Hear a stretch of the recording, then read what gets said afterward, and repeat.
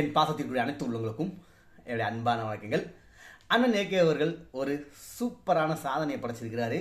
Already நேரம் எல்லாருக்குமே news வந்து சேர்ந்துருக்கிறோம். ஏன்னா நம்ம ஒர்க்கை முடிச்சுட்டு வர்றதுக்கு தாமதமாகிடுச்சு. பட் இருந்தாலும் சாதனை பற்றி பேசுகிறதுக்கு நேர காலம் முக்கியம் இல்லை. அதுவும் நம்ம அண்ணனோட சாதனை பற்றி பேசுகிறதுக்கு கண்டிப்பான முறையில் எந்த நேரமாக இருந்தாலும் பேசியே ஆகணும். ஓகே, என்ன சாதனை? வழக்கம் போல் ஒரு சூப்பரான ஒரு சாதனை பண்ணியிருக்காரு. என்னடா வழக்கம் போல் அப்படிங்கிறத நீங்கள் கேட்கலாம். ஒன்றும் இல்லை, ஆல்ரெடி அவர் வந்து ஃபார்முலா 3 இந்த மாதிரியான கார் ரேஸில் 2002, 2003, 2004 காலகட்டங்களில் ஏற்கனவே இந்த மாதிரியான ரேசிங்கில் வந்து 3வது இடத்தெல்லாம் பிடிச்சிருக்கிறாரு. ஸோ அதே மாதிரி இப்போ மறுபடியும் 3வது இடத்தை பிடிச்சி சாதனை படைச்சிருக்காங்க. பட் அது வந்து வேறு ரேஸு, இது வந்து வேறு ரேஸு. இது வந்து 24 ஹவர்ஸ் ரேஸ் அப்படின்னு வந்து சொல்கிறாங்க.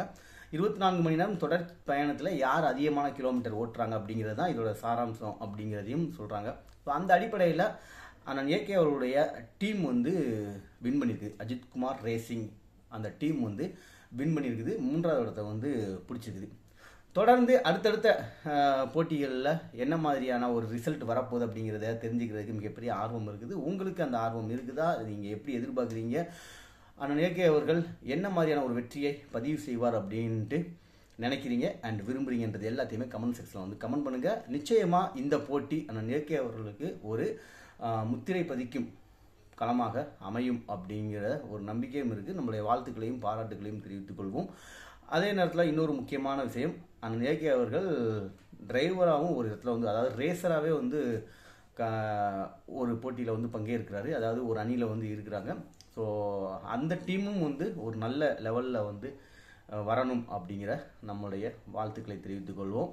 ரொம்ப காலம், அதாவது ஒரு ஆசை அப்படிங்கிறது கிடையாது.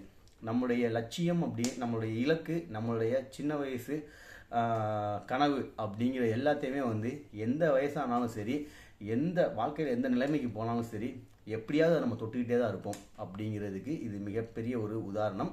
நம்ம கூட பார்த்துருப்போம், சம்மந்தமே இல்லாமல் திடீர்னு சினிமாவில் ஒருத்தவங்க ஹீரோ நடிப்பாங்க. அதெல்லாம் ஏன் அப்படின்னு பார்த்தீங்கன்னா, அவங்க சின்ன வயசு கனவாக தான் இருக்கும். அவங்க பணம் சம்பாதிக்கிற அப்படி இப்படின்னு சொல்லி வேறு வேறு லைனில் போய் கடைசியாக சரி நம்ம ஒரு படம் நடிச்சிருவோண்டான்னு சொல்லி சொந்த காசை ப்ரொடியூஸ் பண்ணி நடிப்பாங்க. ஸோ அது மாதிரி வந்து இப்போது அண்ணன் ஏகே அவர்கள் ஒரு டீமையே உருவாக்கியிருக்காங்க. ஸ்பான்சருக்காக முன்னால் வந்து வெயிட் பண்ணிட்டு இருந்த ஏகே அவர்கள் இப்போ அவரே அமௌண்ட் செலவழித்து ஒரு டீமையே உருவாக்கி 4 பேருக்கு ஸ்பான்சர் பண்ணுற லெவலுக்கு வந்து வந்திருக்காங்க. ஸோ மிகப்பெரிய அளவில் ஒரு சந்தோஷமான தருணம் தான்.